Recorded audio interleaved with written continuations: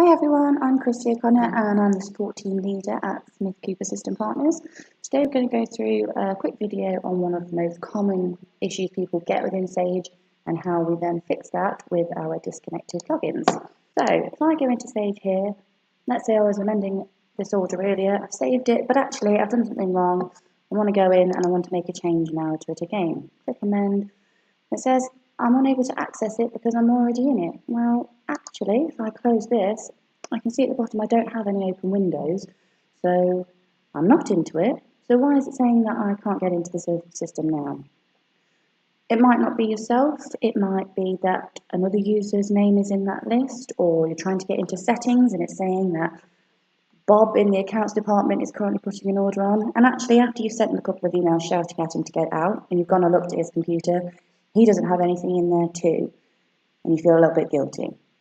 Now what this will be, nice and straightforward, it's a disconnected login. What Sage will do is if you've closed Sage with a window open in an incorrect way, say you've crashed, say there was a power cut, say someone poured a full cup of coffee over your laptop, what Sage does is it tries to hold on to that information that was in there first to avoid any data corruption. That's all very well until you've got the power back up and you've put your laptop in a box of rice overnight, you're ready to start working again. So how do we get around it? Well, what you do is you go to this cog in the top right hand corner of your Sage screen, which is your tools menu. If I click on this, I have user login status option here, and this will show me that I am sat disconnected in that order from earlier on. All you have to do to clear that, highlight the line and click log off here. Yes, I'd like to clear that disconnected login, and it's just going to go through and remove that I'm stuck in that screen from the database in the background. You might find that there's quite a few names in here. Always worth clearing this out. You should make sure that this is empty. You can drag to select them all. You can click on the top, hold shift, and then click on the bottom.